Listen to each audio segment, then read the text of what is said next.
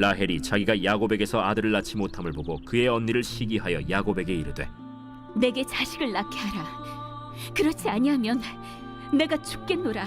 야곱이 라헬에게 성을 내어 그대를 임신하지 못하게 하시는 이는 하나님이시니 내가 하나님을 대신하겠느냐?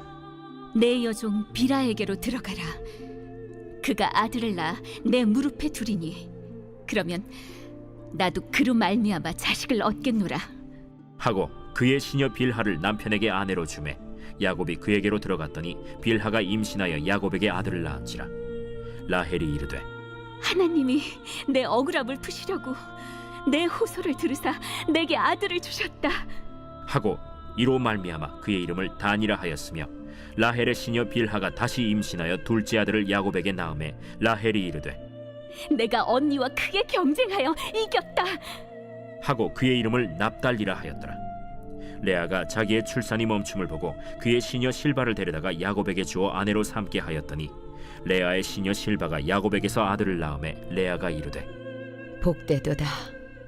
하고 그의 이름을 가시라 하였으며 레아의 시녀 실바가 둘째 아들을 야곱에게 낳음에 기쁘도다. 모든 딸들이 나를 기쁜 자라 하리로다. 하고 그의 이름을 아셀이라 하였더라. 밀 거둘 때 르우벤이 나가서 들에서 합 한 채를 얻어 그의 어머니 레아에게 드렸더니 라헬이 레아에게 이르되 언니의 아들의 합한 채를 청구하노라. 내가 내 남편을 빼앗은 것이 작은 일이냐?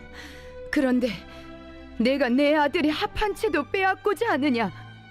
그러면 언니의 아들의 합한 채 대신에 오늘 밤에 내 남편이 언니와 동침하리라. 저물 때 야곱이 들에서 돌아오매 레아가 나와서 그를 영접하며 이르되 내게로 들어오라. 내가 내 아들의 합한 채로 당신을 산노라. 그 밤에 야곱이 그와 동침하였더라. 하나님이 레아의 소원을 들으셨으므로 그가 임신하여 다섯째 아들을 야곱에게 낳은지라.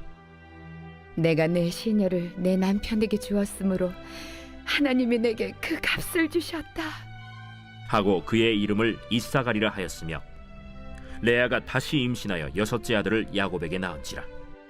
하나님이 내게 후한 선물을 주시도다. 내가 남편에게 여섯 아들을 낳았으니 이제는 그가 나와 함께 살리라. 하고 그의 이름을 스불론이라 하였으며 그 후에 그가 딸을 낳고 그의 이름을 디나라 하였더라. 하나님이 라헬을 생각하신지라 하나님이 그의 소원을 들으시고 그의 태를 여셨으므로 그가 임신하여 아들을 낳고 이르되 하나님이 내 부끄러움을 씻으셨다. 하고 그 이름을 요셉이라 하니 여호와는 다시 다른 아들을 내게 더하시기를 원하노라. 샬롬, 여러분 반갑습니다. 오늘도 큐티로 여는 막힌 하루입니다. 오늘 우리에게 허락하신 본문은 창세기 30장 1절부터 24절까지 말씀입니다. 오늘 큐티 제목은 생각하시고 소원을 들으시는 하나님입니다. 그러면 첫 번째로 생각하시고 소원을 들으시는 하나님을 대신할 것은 없습니다. 요한 1서, 2서, 3서가 끝나고 창세기가 들어가면서 저는 큐티 본문이 다른 때와 다르게 더 많이 궁금해졌습니다. 왜냐하면 제가 큐티를 하기 시작하면서 가장 먼저 회계 적용을 했던 성경이기 때문이었습니다. 아니나 다를까 오늘 큐티를 보고 웃었습니다. 제가 왜 오늘 본문을 펴고 웃었을까요? 그것은 창세기 30장 1절과 2절이 있기 때문입니다. 이 말씀은 저희 가정을 살려내시고 제가 평생 잊지 못할 말씀이 되었습니다. 아들을 낳지 못한 라헬은 언니를 너무너무 시기했습니다. 여기에서 시기란 성난 사람처럼 얼굴빛이 변했다는 의미가 있고요. 그것은 은밀하거나 이때에만 얼굴빛이 변한 것이 아니라 라헬은 노골적으로 그 시기가 드러난 일상이었다는 것을 말해주는 표현입니다.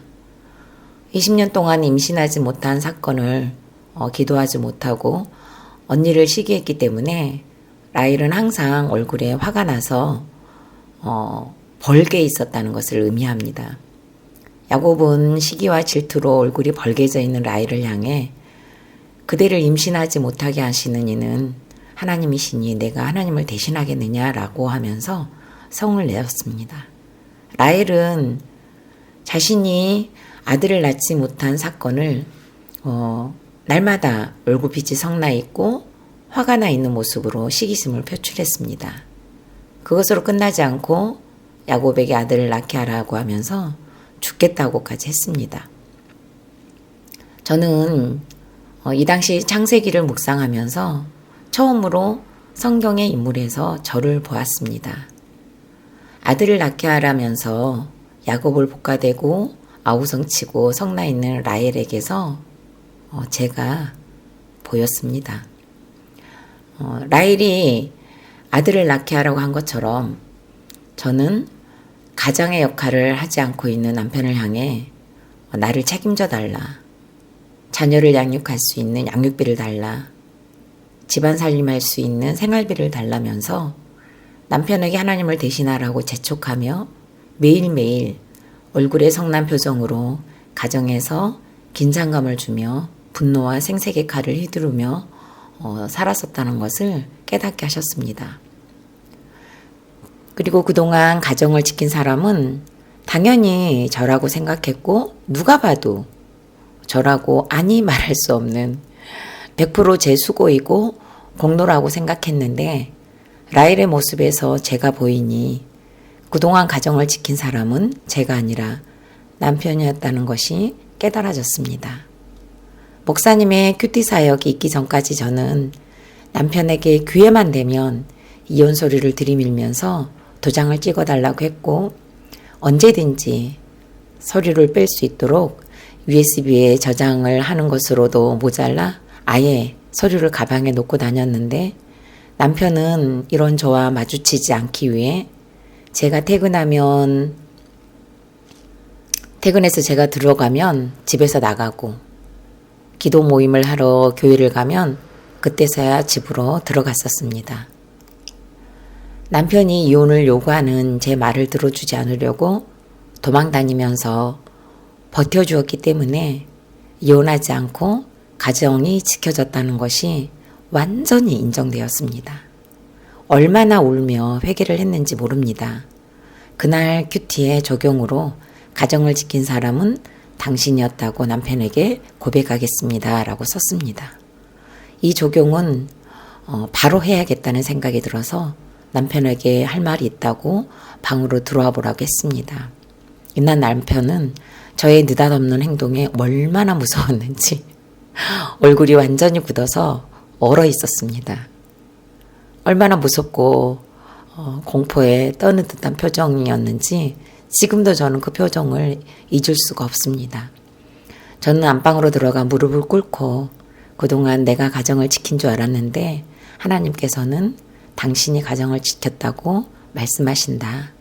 버텨줘서 고맙다고 하면서 미안하다는 사과를 했습니다. 남편도 그렇게 만든 사람은 바로 나라고 하면서 저희 부부는 서로를 안아주면서 얼마나 울었는지 모릅니다.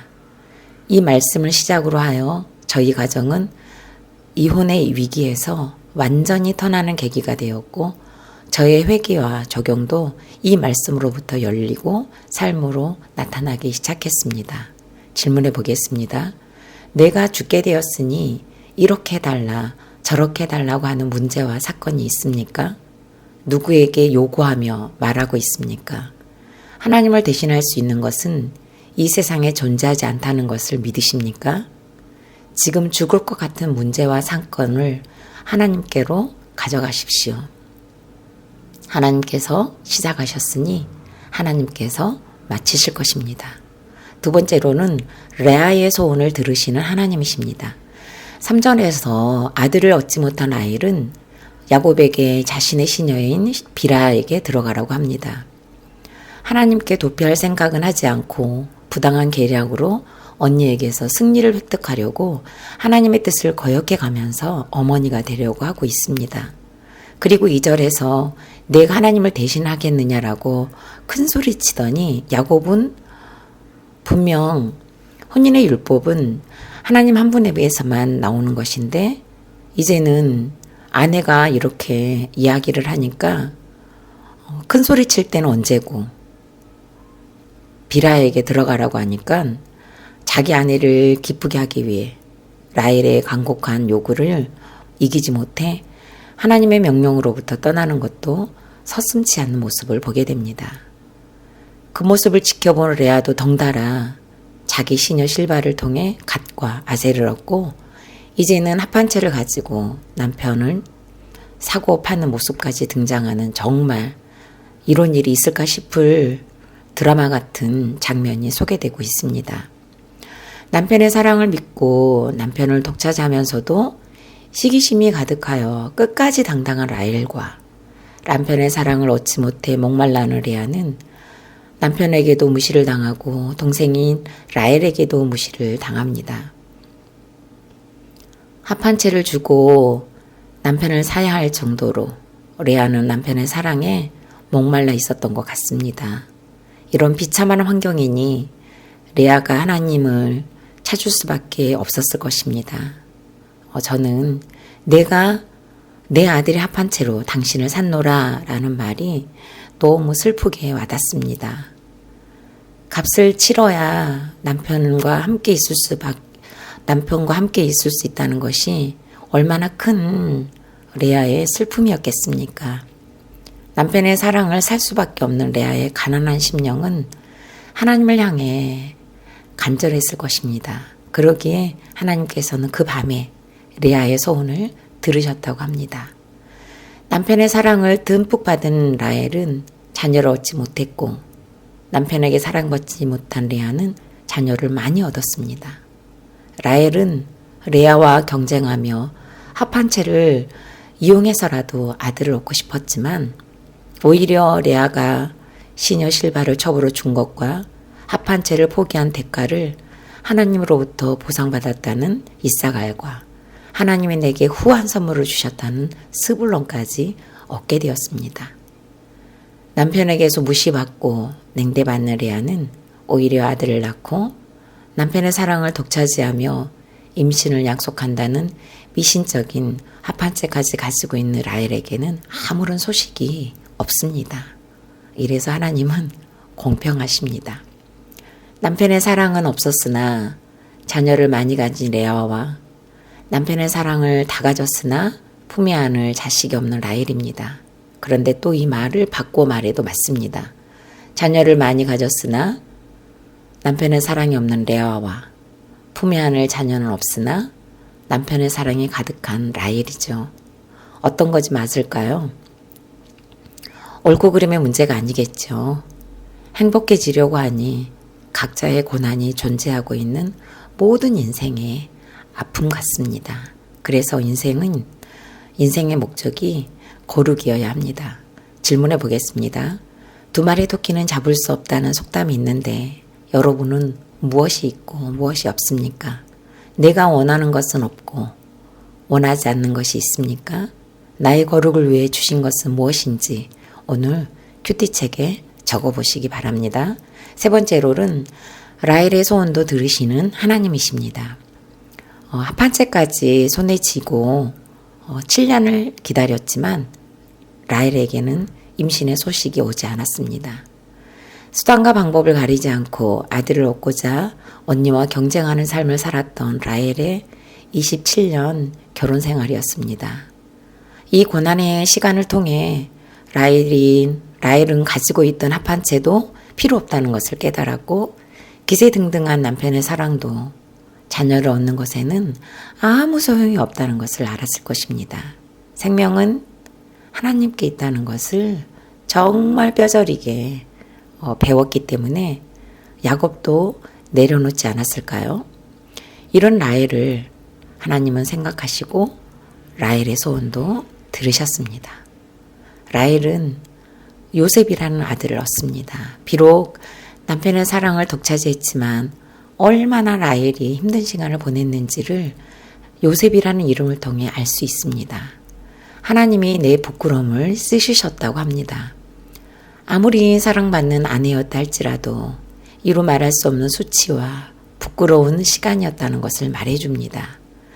요셉 하나로는 그 부끄러움과 수치가 해결이 안 되어 아들을 더 달라는 더함이라는 뜻도 포함되어 있습니다. 이로써 야곱은 11번째 아들을 얻게 되었습니다. 막장 드라마보다 더 막장스러운 야곱의 가정을 통해 구속사를 멈추지 않고 써내려 가시는 하나님의 사랑과 배려, 신실하심을 보게 되는 본문입니다.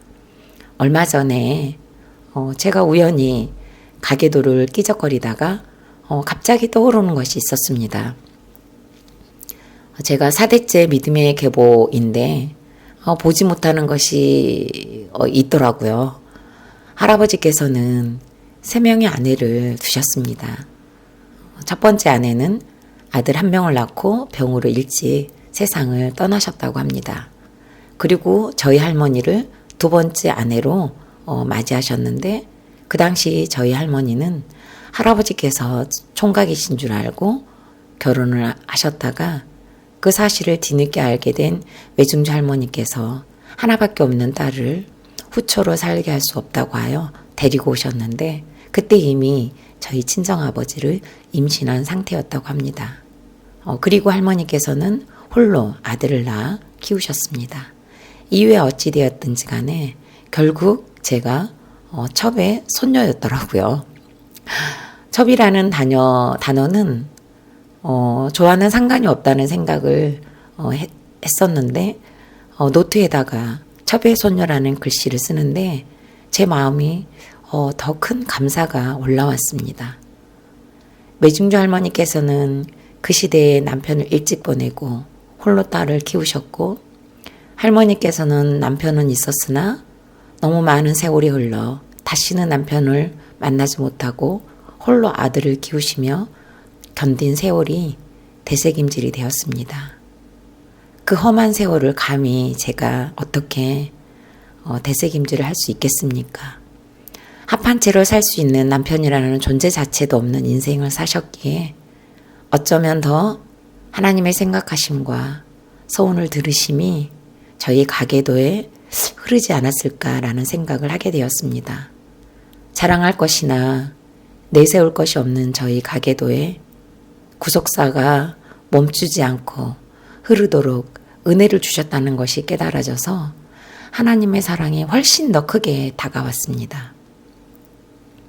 그리고 저에게도 마찬가지죠. 저의 남편도 합한채라고 여기며 저 역시 저희 남편이 성공과 야망을 채워줄 것으로 확신했지만 여지없이 아무 소용이 없는 하지만 이제는 저의 고륙을 위해 날마다 수고하는 역할을 전적으로 담당하고 있는 존재 자체가 올소이다가 되는 남편이 되어 있습니다. 또한 저희 가정에 허락하신 아들과 딸이 공동체에 붙어가고 있습니다. 2 자녀들이 인생의 목적을 거룩으로 삼고 저희 안산중앙교회에서 구속사의 증인이 되고 열매가 되어 구속사 흐름의 통로가 되는 세대 간의 연결고리 역할로 쓰임받기를 저는 정말 간절히 기도하고 있습니다. 질문해 보겠습니다. 여러분에게 원하는 것을 얻게 하고 가져다 줄 것 같은 합한채는 무엇이고 누구입니까? 아무 소용이 없는 것으로 결론이 된 합한채가 있습니까? 아직도 버리지 못한 합한채와 같은 습관과 중독과 죄는 무엇입니까? 마지막으로 5월 3일 보석상자입니다. 자식을 부모 마음대로 못하는 것도 맞지만 율법적으로 믿는 사람과의 결혼만 부르짖는 것도 튕겨져 나갈 확률이 큽니다. 그래서 부모가 정말로 삶으로 보여줘야 합니다. 신결혼이 왜 좋은지 온 몸으로 살아내야 합니다. 아멘. 다 같이 기도드리겠습니다.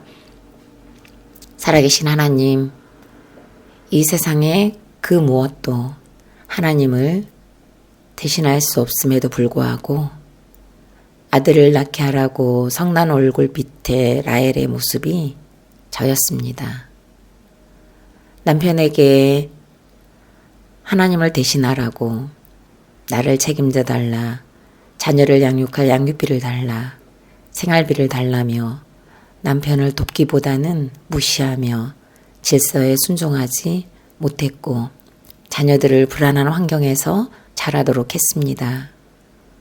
하나님을 가정의 주인으로 섬기지 못한 죄인이었습니다.